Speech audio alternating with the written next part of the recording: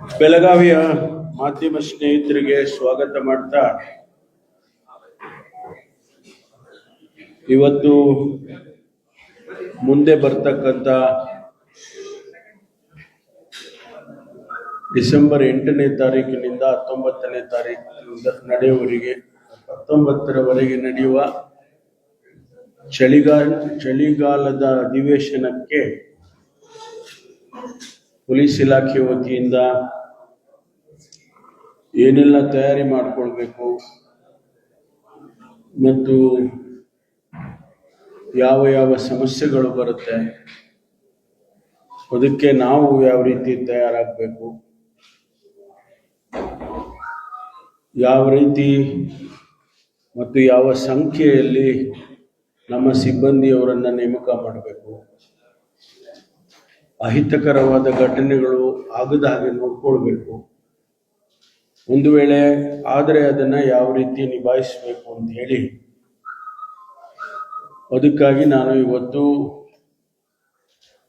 ಈ ರೇಂಜಿನ ಎಲ್ಲ SP-ಗಳನ್ನು, Belgaum commissioner, Hubli Dharwad commissioner ಮತ್ತು ಗದಗ, ಬಾಗಲಕೋಟೆ, ಬಿಜಾಪುರ ಮತ್ತು ಬೆಳಗಾವಿ ಈ ಜಿಲ್ಲೆಗಳ SP-ಗಳನ್ನು ಇವತ್ತು ಸಭೆಯನ್ನು ಕರೆದಿದೆ. ಈ ಸಭೆಯಲ್ಲಿ ಅನೇಕ ವಿಷಯಗಳನ್ನು ನಾವು ಚರ್ಚೆ ಮಾಡಿದ್ದೇವೆ. ಮೊದಲನೇದಾಗಿ ಸುಮಾರು 6,000 ಸಿಬ್ಬಂದಿಯನ್ನು ಕಾನ್ಸ್ಟೇಬಲ್ ಇಂದ ಹಿಡಿದು ಹಿರಿಯ ಅಧಿಕಾರಿವರೆಗೆ 6,000 ಸಿಬ್ಬಂದಿಯನ್ನು ನೇಮಕ ಮಾಡೋದಕ್ಕೆ ರೂಪುರೇಷೆಗಳನ್ನು IG ಅವರು, ಕಮಿಷನರು ಮತ್ತು ಎಲ್ಲ SP-ಗಳು ಜೊತೆಗೆ ನಮ್ಮ ರಾಜ್ಯ ಮಟ್ಟದಿಂದ ADGP ಅವರು, ಲಾ ಆ್ಯಂಡ್ ಆರ್ಡರ್ ADGP ಅವರು, ಮಾನ್ಯ ಹಿತೇಂದ್ರ ಅವರು, ಇವರೆಲ್ಲರಿಗೂ ಇವತ್ತು ನಾವು ಚರ್ಚೆ ಮಾಡಿದ್ದೇವೆ. ಸಿಬ್ಬಂದಿ ಕಳೆದ ವರ್ಷ ಏನು ನೇಮಕ ಮಾಡಿದ್ದು ಅದಕ್ಕಿಂತ ಹೆಚ್ಚಿನ ಮಟ್ಟದಲ್ಲಿ ನೇಮಕ ಮಾಡೋದಕ್ಕೆ ಚರ್ಚೆ ಮಾಡಿದ್ದೇವೆ ಮತ್ತು ಯಾವ ರೀತಿಯಲ್ಲಿ ಸಮಸ್ಯೆಗಳು ಬರಬಹುದು ಅನ್ನೋದನ್ನು ಕೂಡ ಕಳೆದ ಅಧಿವೇಶನಗಳ ನಡೆಯುವ ಸಂದರ್ಭದಲ್ಲಿ ಆದಂಥ ಅನುಭವದ ಮೇಲೆ ಇವತ್ತು ನಾವು ಚರ್ಚೆಗಳು ಮಾಡಿದ್ದೇವೆ. ತಮಗೆ ಗೊತ್ತಿದ್ದಾಗೆ ಈ ಭಾಗದಲ್ಲಿ ಹೆಚ್ಚಿನ ಅಂಶ ಪ್ರತಿಭಟನೆಗಳು ಆಗುತ್ತವೆ. ಅದು ರೈತರದಿರ್ಬೋದು, MES ಇರ್ಬೋದು, ಕನ್ನಡ ಪರ ಸಂಘಟನೆಗಳಿರ್ಬೋದು, ವಿದ್ಯಾರ್ಥಿಗಳದ್ದು ಇರ್ಬೋದು. ಈ ರೀತಿ ಅನೇಕ ಪ್ರತಿಭಟನೆಗಳು ಮೀಸಲಾತಿ ಬಗ್ಗೆ ಆಗ್ಬೋದು, ಇದೆಲ್ಲ ನಡೆದಿದೆ ಹಿಂದೆ ಎಲ್ಲ.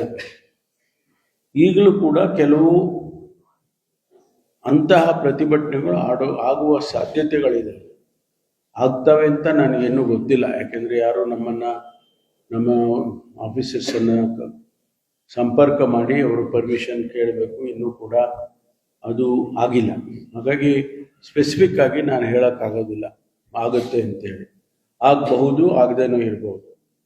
ಆದರೆ ನಮ್ಮ ತಯಾರಿ, ನಮ್ಮ ಪ್ರಿಪರೇಷನ್ನು ಪೊಲೀಸ್ ಇಲಾಖೆ ವತಿಯಿಂದ ಏನು ಮಾಡಬೇಕು ಅನ್ನೋದ್ರ ಬಗ್ಗೆ ನಾವೆಲ್ಲ ತಯಾರಿಗಳನ್ನು ಮಾಡ್ಕೊಂಡಿದ್ದೇವೆ. ನಮ್ಮ ಸಿಬ್ಬಂದಿಯವರಿಗೆ ಊಟದ ವ್ಯವಸ್ಥೆ, ಅವರಿಗೆ ಬ್ಯಾರಕ್ಸ್ ಇಳ್ಕೊಳ್ಳೋದಕ್ಕೆ ಅದೆಲ್ಲವನ್ನು ಕೂಡ ನಾವು ಮಾಡಿದ್ದೇವೆ. ನಮ್ಮ ಜಿಲ್ಲಾಧಿಕಾರಿಗಳು ಇಲ್ಲಿ ಬೆಳಗಾಂನಲ್ಲಿ ಅವರು ಅವರದೇ ಆದ ರೀತಿಯಲ್ಲಿ ಅಕೊಮಡೇಷನ್ಸ್ ಬಗ್ಗೆ ಇರ್ಬೋದು, VIP-ಗಳ ಬಗ್ಗೆ, ಮೂಮೆಂಟ್ಸ್ ಇರ್ಬೋದು, ಇದನ್ನೆಲ್ಲವನ್ನು ಕೂಡ ಅವರು ನಮ್ಮವರ ಜೊತೆ ಕಂಬೈನ್ ಮೀಟಿಂಗ್ ಮಾಡಿ ಈಗಾಗಲೇ ಅವರು ಕೂಡ ಮಾಡ್ಕೊಂಡಿದ್ದಾರೆ. ನಾನು ಒಂದು ಈ ಸಂದರ್ಭದಲ್ಲಿ ಹೇಳಬೇಕಾದಂಥ ವಿಷಯ, ಬಹಳ ಜನ ಯುವಕರು ಸರ್ಕಾರ ನೇಮಕಾತಿಯನ್ನು ಮಾಡಬೇಕು ಅನ್ನುವ ಒತ್ತಾಯವನ್ನು ಮಾಡಿದ್ದಾರೆ. ನಮ್ಮ ಇಲಾಖೆಯಲ್ಲಿ ಮತ್ತು ಬೇರೆ ಬೇರೆ ಇಲಾಖೆಯಲ್ಲಿ ಸರ್ಕಾರ ಈಗಾಗಲೇ ಸಾವಿರಾರು ಹುದ್ದೆಗಳನ್ನು ತುಂಬೋದಕ್ಕೆ ಈಗಾಗಲೇ ನೋಟಿಫಿಕೇಶನ್ ಮಾಡೋದಕ್ಕೆ ಸರ್ಕಾರ ಅನುಮತಿಯನ್ನು ಕೊಟ್ಟಿದೆ ವಿಧ ವಿಧವಾದ ಇಲಾಖೆಗಳಿಗೆ. ಅದು ಪೊಲೀಸ್ ಇರ್ಬೋದು, ಹೆಲ್ತ್ ಡಿಪಾರ್ಟ್ಮೆಂಟ್ ಇರ್ಬೋದು, ಟೀಚರ್ಸ್ ರೆಕ್ರೂಟ್ಮೆಂಟ್ ಇರ್ಬೋದು, ಇವು ನರ್ಸಿಂಗ್ಗಳು, ಇವು ನರ್ಸಸ್ಗಳು ಅವ್ರನ್ನೆಲ್ಲ ರೆಕ್ರೂಟ್ಮೆಂಟ್ ಮಾಡೋದಕ್ಕೆ ಕ್ಲಿಯರೆನ್ಸ್ ಕೊಟ್ಟಿದ್ದಾರೆ. ಒಂದಿಷ್ಟು ತಡ ಆಯಿತು, ಕಾರಣ ಇಂಟರ್ನಲ್ ರಿಸರ್ವೇಷನ್ದು ಸಮಸ್ಯೆ ಬಗೆಹರಿದಿರಲಿಲ್ಲ. ಸರ್ಕಾರ ಇಂಟರ್ನಲ್ ರಿಸರ್ವೇಷನ್ ಆಗುವವರೆಗೂ ಯಾವುದೇ ನೇಮಕಾತಿಯನ್ನು ಮಾಡಬಾರ್ದು ಅಂತ ಏನು ಒತ್ತಾಯ ಇತ್ತು, ಅದಕ್ಕೆ ಆ ಒತ್ತಾಯಕ್ಕೆ ಮಣಿದು ನಾವು ಯಾವುದು ರೆಕ್ರೂಟ್ಮೆಂಟ್ ಮಾಡಿರಲಿಲ್ಲ. ಈಗ ಆ ಸಮಸ್ಯೆ ಬಗೆಹರಿದಿದೆ, ರೆಕ್ರೂಟ್ಮೆಂಟ್ ಪ್ರೋಸೆಸ್ ಪ್ರಾರಂಭ ಆಗಿದೆ. ನಾನು ನಮ್ಮ ಇಲಾಖೆದಷ್ಟೇ ಹೇಳ್ತೀನಿ, ಬೇರೆ ಇಲಾಖೆದು ಬೇರೆ ಬೇರೆ ಮಂತ್ರಿಗಳು ಹೇಳ್ಬೋದು. ನಮ್ಮ ಇಲಾಖೆಯಲ್ಲಿ ಈಗಾಗಲೇ 545 ಸಬ್ ಇನ್ಸ್ಪೆಕ್ಟರ್ಗಳನ್ನು ರೆಕ್ರೂಟ್ಮೆಂಟ್ ಮಾಡಿ ಅವರು ಟ್ರೈನಿಂಗಿಗೆ ಕಳಿಸಿ, ಈಗ ಟ್ರೈನಿಂಗಲ್ಲಿದ್ದಾರೆ. ಇನ್ನೂ 2-3 ತಿಂಗಳಲ್ಲಿ ಅವರು ಟ್ರೈನಿಂಗ್ ಮುಗಿಯುತ್ತೆ. ಅದರ ಜೊತೆಗೆ 402 ಸಬ್ ಇನ್ಸ್ಪೆಕ್ಟರ್ಗಳನ್ನು ಕೂಡ ರೆಕ್ರೂಟ್ಮೆಂಟ್ ಮಾಡಿ ಅವರಿಗೂ ಕೂಡ ಟ್ರೈನಿಂಗ್ ಕಳಿಸಿದ್ದೇವೆ. ಇನ್ನೂ 600 ಜನ ಸಬ್ ಇನ್ಸ್ಪೆಕ್ಟರ್ಸಿಗೆ ಈಗಾಗಲೇ ವೇಕೆನ್ಸಿ ಇದೆ, ಅದನ್ನು ಕೂಡ ನೋಟಿಫೈ ಮಾಡ್ತೇವೆ. ಜೊತೆಗೆ ಕಾನ್ಸ್ಟೇಬಲ್ಸ್ ಅದನ್ನು ಕೂಡ ಈಗಾಗಲೇ ಇನ್ನೊಂದು ಬಹುಶಃ ಅತಿ ಶೀಘ್ರವಾಗಿ ವಾರ 15 ದಿನ ಆಗ್ಬೋದು ಅಥವಾ ಸೆಷನ್ ಆದಮೇಲೆ ಆಗ್ಬೋದು, ನಮಗೆ FDನವರು ಕ್ಲಿಯರೆನ್ಸ್ ಕೊಟ್ಟಿದ್ದಾರೆ 3600 ಜನ ಕಾನ್ಸ್ಟೇಬಲ್ಸ್ಗೆ. ಇದು ನಿರಂತರವಾಗಿ ಆಗ್ತಾ ಇರುತ್ತೆ, ಯಾಕೆಂದರೆ ನಮ್ಮಲ್ಲಿ 15,000 ವೇಕೆನ್ಸೀಸ್ ಇದೆ ಕಾನ್ಸ್ಟೇಬಲ್ಸ್. ಅದನ್ನು ಈಗ ಮೊದಲನೇ ಹಂತದಲ್ಲಿ 3600 ರಿಕ್ರೂಟ್ಮೆಂಟನ್ನು ಪ್ರಾರಂಭ ಮಾಡ್ತೀವಿ. ಇದರಲ್ಲಿ ನಮ್ಮ ಅನೇಕ ಜನ ಯುವಕರು ಬಂದು ನನ್ನ ಹತ್ರ ಬೇಡಿಕೆ ಇಟ್ಟಿದ್ರು, ನೀವು 3 ವರ್ಷ ವಯೋಮಿತಿಯನ್ನು ಕಡಿಮೆ ಮಾಡಿ ಅಂತ. ಅದನ್ನು ನಾವು ಈಗ 2 ವರ್ಷ ಮಾಡಿದ್ದೇವೆ. ಬೆನಿಫಿಟ್ ಆಫ್ ಡೌಟನ್ನು ಮಕ್ಕಳಿಗೆ ಕೊಟ್ಟಿದ್ದೇವೆ, 2 ವರ್ಷ ಮಾಡಿದ್ದೇವೆ. ಅವರಿಗೆ ಅದು ಅನುಕೂಲ ಆಗುತ್ತೆ, ರಿಲ್ಯಾಕ್ಸ್ ಮಾಡಿದ್ದೀವಿ 2 ವರ್ಷ. ಅದರಿಂದ ರಿಕ್ರೂಟ್ಮೆಂಟ್ ಪ್ರೋಸೆಸ್ಸು ಪ್ರಾರಂಭ ಆಗಿದೆ.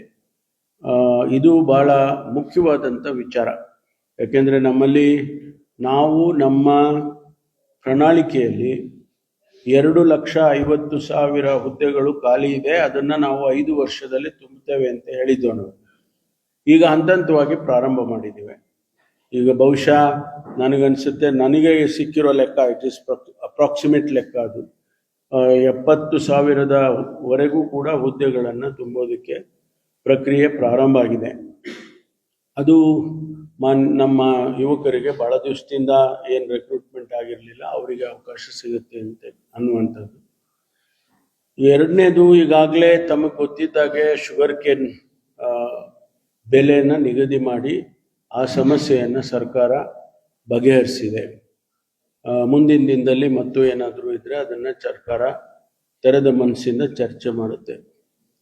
ಈ ರೀತಿ ಸಮಸ್ಯೆಗಳನ್ನು ನಾವು ಕೂಡ ಐಡೆಂಟಿಫೈ ಮಾಡಿ, ಈಗ ಮೆಕ್ಕೆಜೋಳ, ಮೇಯ್ಸ್, ಅದರ ಬಗ್ಗೆ ಕೂಡ ಈಗಾಗಲೇ ಮುಖ್ಯಮಂತ್ರಿಗಳು ಸಭೆಯನ್ನು ತಗೊಂಡು ಮುಂದೆ ಏನು ಮಾಡಬೇಕು ಅನ್ನೋದ್ರ ಬಗ್ಗೆ ಅವರು ಕೂಡ ಈಗಾಗಲೇ ಪ್ರಾರಂಭ ಮಾಡಿದ್ದಾರೆ, ಪ್ರಕ್ರಿಯೆ ಪ್ರಾರಂಭ ಆಗಿದೆ. ಇನ್ನೂ ಅನೇಕ ಇಂಥ ಸಮಸ್ಯೆಗಳು, ರಿಸರ್ವೇಷನ್ ಸಮಸ್ಯೆ ಇರ್ಬೋದು, ಬೇರೆ ಬೇರೆ ಸಮಸ್ಯೆಗಳಿಗೆ ಸರ್ಕಾರ ನಾವು ಸ್ಪಂದಿಸ್ತೇವೆ. ಯಾವುದೇ ರೀತಿಯ ಸಮಸ್ಯೆಗಳನ್ನು ನಾವು ನಿರಾಕರಿಸೋದಿಲ್ಲ ಅಥವಾ ನೆಗ್ಲೆಕ್ಟ್ ಮಾಡೋದಿಲ್ಲ. ಇದಿಷ್ಟು ನಾವು ನಮ್ಮ ಸಮಸ್ಯೆಗಳು ಏನು ಬರಬಹುದು ಅನ್ನೋದ್ರ ಬಗ್ಗೆ ನಾವು ಚರ್ಚೆ ಮಾಡಿದ್ದೇವೆ. ಹಾಗಾಗಿ ನಿಮಗೆ ಇದನ್ನು ನಾನು ಶೇರ್ ಮಾಡ್ತಾ ಇದ್ದೇನೆ.